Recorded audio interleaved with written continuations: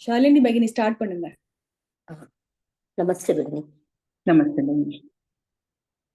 अथ श्रीमन्नारायणीयं दशमं दशकं सृष्टिवैविध्यवर्णनम्. वैकुण्ठवर्धितबलोथ भवत्प्रसादात् अम्भोजयोनि निरसृजत् किल जीवदेहान्. शास्नूनि भूरुहमयानि तथा तिरश्चाम्. जातिं मनुष्यनिवहानपि देवभेदान्. मिथ्याग्रहास्मि मतिरागविकोपभीतिः. अज्ञानवृत्तिमिति पञ्चविधां सृष्ट्वा उत्तामतामसपदार्थविधानदूनः. तेने त्वदीयचरणस्मरणौ विशुद्ध्यै तावत् ससज्जमनसा सनकं सनन्दं. भूयः सनातनमुनिं च सनत्कुमारम्. ते सृष्टिकर्मणि तु तेन नियुज्यमानाः. त्वत्पादभक्तिरसिका जगृहुर्नवाणी. तावत् प्रकोपमुदितं प्रतिरुन्धतोऽस्य भूमध्यतो जनिमृडो भवदेकदेशः. नामानि मे कुरु पदानि जहाविरिञ्चेत्यादौ रुरोद किल तेन स रुद्रनामा. एकादशाह्वयतया च विभिन्नरूपं रुद्रौ विधाय दयिता वनिताश्च दत्त्वा. तावन्त्यदत्त च पदानि भवत्प्रणुन्नः. प्राह प्रजा विरचनाय च सादरन्तम्. रुद्राभिसृष्टभयदाकृतिरुद्रसङ्घ सम्पूर्यमाण भुवनत्रयभीत चेताः. मा प्रजा सृज तपश्चरमङ्गलायेत्याचष्टतं कमलभूद्भवदीरितात्मा. तस्याथ सर्गरसिकस्य मरीचिरत्रिः. तत्राङ्गिराः क्रतुमुनिः पुलः पुलस्त्यः. अङ्गादजायत भृगुश्च वसिष्ठदक्षौ. श्रीनारदश्च भगवन् भवदङ्घ्रिदासः. धर्मादिकानभिसृजन्नथ कर्दमञ्च. वाणी विधाय विधिरङ्गज सङ्कुलोऽभूत्. त्वद्बोधितैः सनकदक्षमुखैस्तनूजैः. उद्बोधितश्च विरराम तमो विमुञ्चन्. वेदान् पुराणनिवहानपि सर्वविद्याः. कुर्वन्निजाननगणात् चतुराननोऽसौ. पुत्रेषु तेषु विनिधाय ससर्गवृद्धिम्.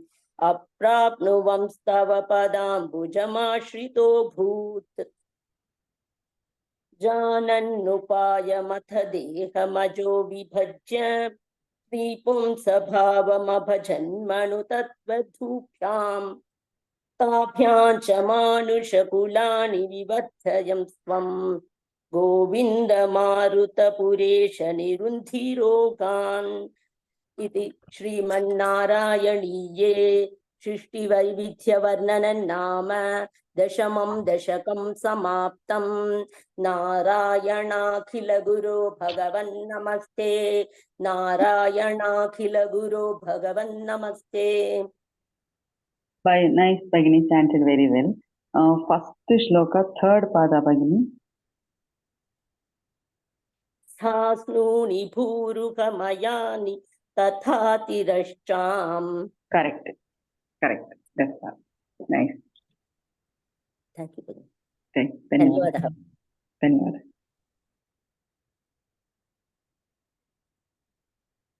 अथ श्रीमन्नारायणीयं दशमं दशकं सृष्टिवैविध्यवर्णनम्.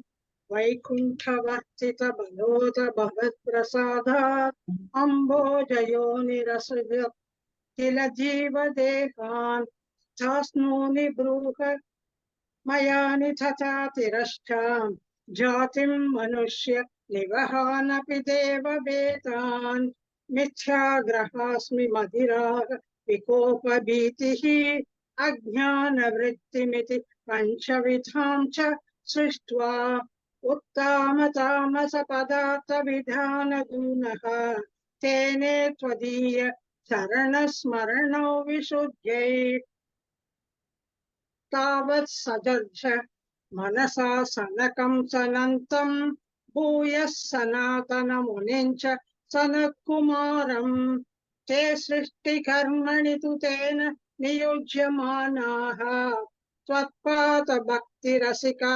जगृहुर्नवाणीम् तावत् प्रकोपमुदितं प्रतिरुन्धतोऽस्य भ्रूमत्यथो जनि मृडो भवदेकदेशः नामानि मे कुरु पदानि च विरिञ्चेत्यादौ रुरोद किल तेन स रुद्रनामा एकादशाह्वयतया च विभिन्नरूपं रुद्रौ विधाय दयिता अनिताश्च दत्त्वा तावन्त्यदत्त च पदानि भवत्प्रनुन्नः प्राह प्रजा विरचनाय च सादरन्तम् रुद्राभिसृष्ट भयताकृति रुद्रसङ्कः सम्पूर्यमान भुवनत्रय भीतचेताः मामा प्रजासुत तपश्चर मङ्गलात्ये चाष्टतं कमलभूर्भव जीवितात्मा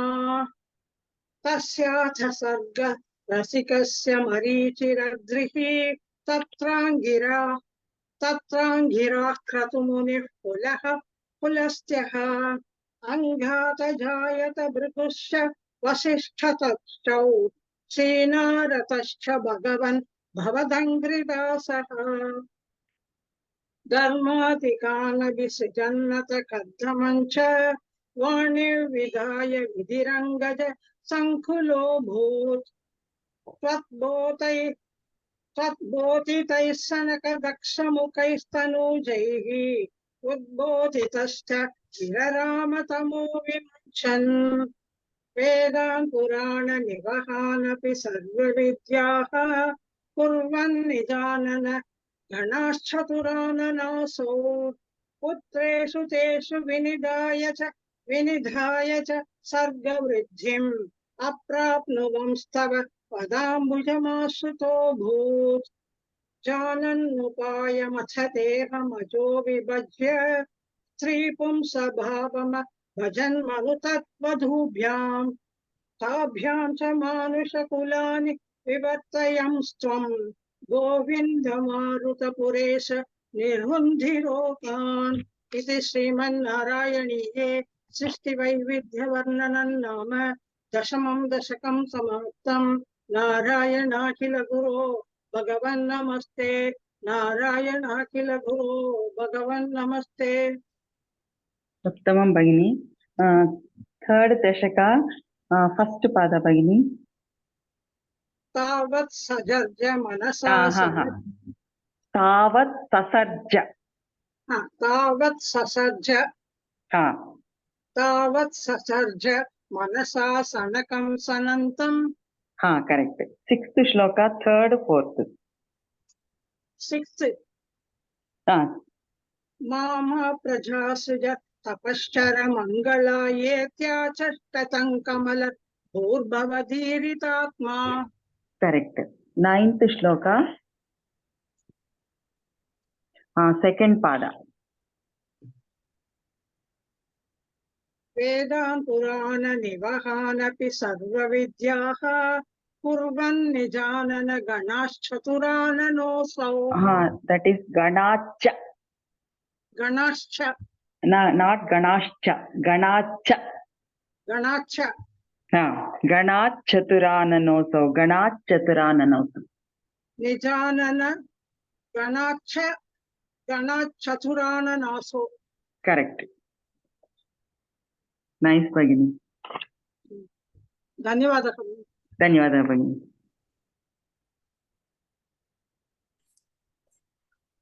नमस्ते भगिनी। नमस्ते भगिनी। अथ श्रीमन्नारायणीयं दशमं दशकं सृष्टिवैभिध्यवर्णनं वैकुण्ठवर्धितबलोऽथ भवत्प्रसादात् अम्भोजयोनिरसृजत् किल जीवदेहान् स्थास्नूनि भूरुगमयानि तथा तिरश्चाम् जातिं मनुष्यनिवहानपि देवभेदान् मिथ्याग्रहास्मि मतिरागविकोपभीतिः अज्ञानवृत्तिमिति पञ्चविधां सृष्ट्वा उद्दामतामसपदार्थविधानदूनः तेने त्वदीयचरणस्मरणौ विशुद्ध्यै तावत् ससर्ज मनसा सनकं सनन्दं भूयः सनातनमुनिं च सनत्कुमारम् ते सृष्टिकर्मणि तु तेन नियुज्यमानाः त्वत्पादभक्तिरसिकान् जगृहुर्नवाणीम् तावत् प्रकोपमुदितं प्रतिरुन्धतोऽस्य भ्रूमध्यतो जनिमृडो भवदेकदेशः नामानि मे कुरु पदानि च हाविरिञ्चेत् यादौ रुरोद किल तेन स रुद्रनामा एकादशाह्वयतया च विभिन्नरूपं रुद्रौ विधाय दयिता वनिताश्च दत्त्वा ताभन्त्यदत्तपदानि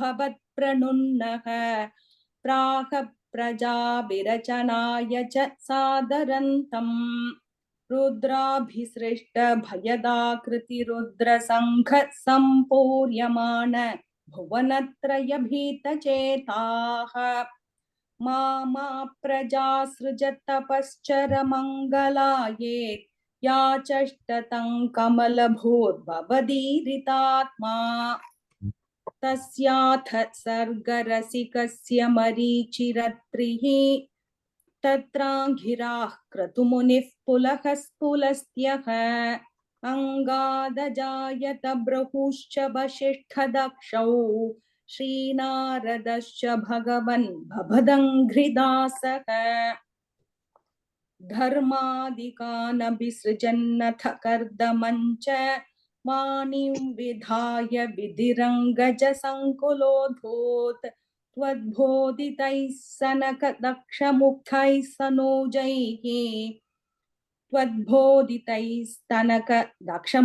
दक्षमुखैस्तनूजैः उद्बोधितश्च विररामतमो विमुञ्चन् वेदान् पुराणनिवहानपि सर्वविद्याः कुर्वन्निजाननगणाश्चतुराननोऽसो पुत्रेषु तेषु विनिधाय ससर्गवृद्धिम् अप्राप्नुवं स्तव पदाम्बुजमाश्रितोऽभूत् जानुन् उपायमथ देहमजो विभज्य स्त्रीपुंसभावमभजन्मनतुद्भूप्यां ताभ्यां च मानुषकुलानि विवर्धयं स्वं गोविन्दमारुतपुरेश निरुन्धिरोगान् इति श्रीमन्नारायणीये सृष्टिवैभिध्यवर्णनं नाम दशमं दशकं समाप्तं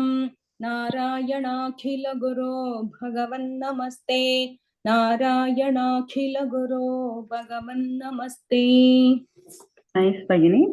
First shloka, second pada Bhagini. योनि ओके फर्स्ट अम्बोजयोनि रसृजत् किल जीवदेहान् Ambhojayoni. अम्बोजयोनि Not dirgha, no dirgha is there. Ambhojayoni rasrujat. Okay, Bhagini. Ambojayoni rasrujat. Not Ambhojayoni rasrujat. Ambojayoni rasrujat. Yon still. Okay, I'll practice by. Practice that one. Ambhojayoni rasrujat. Okay. Ambojayoni rasrujat. Correct. Next, fifth shloka, Bhagini. Complete. Fifth. Okay, Bhagini. Which pada, Bhagini?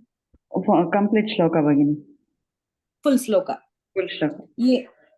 एकादशाह्वयतया च विभिन्नरूपं रुद्रं विधाय दयिता वनिताश्च दत्त्वा तावन्त्यदत्त च पदानि भवत्प्रणुन्नः प्राह प्रजा विरचनाय च सादरन्तम्.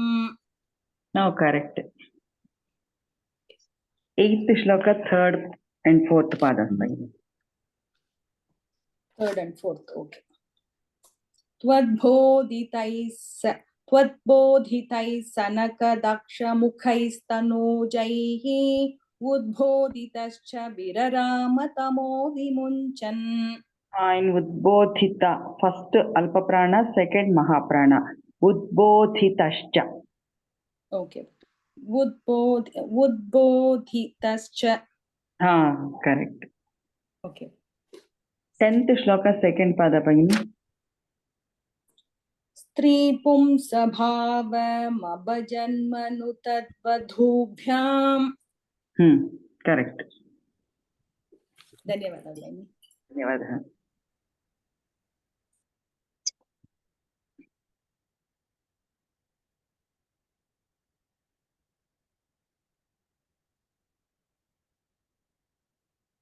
नमस्ते भगिनी. नमस्ते माता. अत श्रीमन्नारायणीयं दशमं दशकं सृष्टिवैविध्यवर्णनं वैकुण्ठवर्तितफलोद भवत्प्रसादात् अम्बोजयोनिरसृजत् किल जीवदेहान् स्थास्नूनि भूर्हमयानि तदादिरक्षाम् जातिं मनुष्य निवहानपि देवभेदान् मिथ्याग्रहास्मि मतिरागविकोपभीतिः अज्ञानवृत्तिमिति पञ्चविधां सृष्ट्वा उद्दामतामस पदार्थविधानदूनः तेने त्वदीयचरणस्मरणौ विशुद्ध्यै तावत् ससर्ज मनसा सनकं सनन्तम् भूयः सनातनमुनिं च सनत्कुमारम् ते सृष्टिकर्मणि तुदेन नियुज्यमानाः त्वत्पादभक्तिरसिका जगृहुर्नवाणी तावत् प्रकोपमुदितं प्रतिरुन्ततोऽस्य भ्रूमत्यतो जनिमृतो भवदेकदेशः नामानि मे कुरु पदानि च विरिञ्चेत्यातौ रुरोध किल तेन सरुद्रनामा एकादशात्फयतया च विभिन्नरूपं रुद्रौ विधाय दयिता वनिदाक्षसत्त्वा तावन्त्यतत्तसपदानि भवत्प्रणुन्नः प्राह प्रजा विरचनाय च सादरन्तम् रुद्राभिसृष्टभयदा कृतिरुद्रशङ्कः सम्पूर्यमाण भुवनत्रयभीतचेताः मामा प्रजा सृजतपश्चर मङ्गलायेत्याचष्टतं कमलभूर्भवतीरितात्मा तस्यादसद्गससिकस्य मरीचिरत्रिः तत्राङ्गिराः क्रतुमुनिः पुलहः पुलस्त्यः अङ्गादजायत भृगुश्च वसिष्ठदक्षौ श्रीनारदच्च भगवन् भवदङ्घ्रिदासः धर्मादिगानविसृजन्नत कर्तमञ्च वाणिविदाय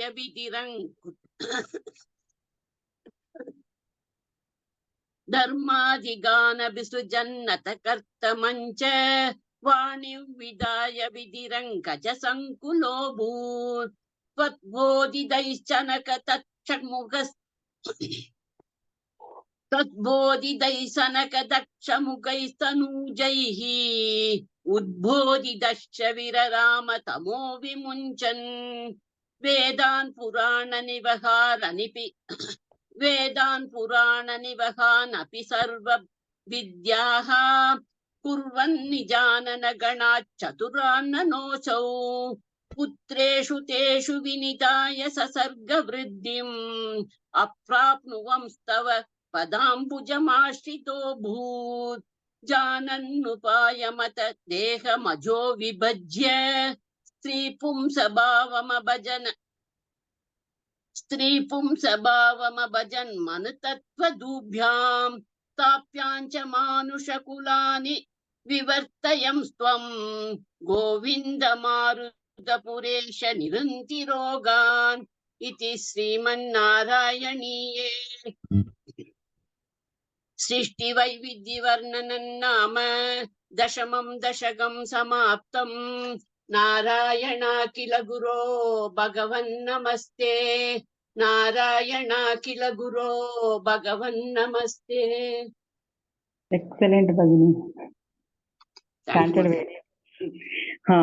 Small correction. 8th shloka, last pada. उद्बोधितश्च विरराम तमो विमुञ्चन् Udbodhitascha. First alpa prana, second mahaprana. throat కొంచెం ప్రాబ్లం ధన్యవాదాలు. ధన్యవాదాలు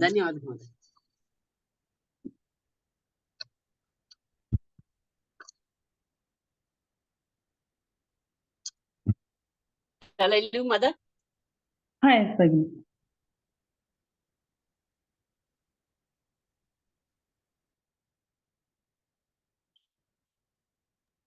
ಧನ್ಯವಾದಗಳು ಬೈನಿ. This much. I'll stop the recording. Yes.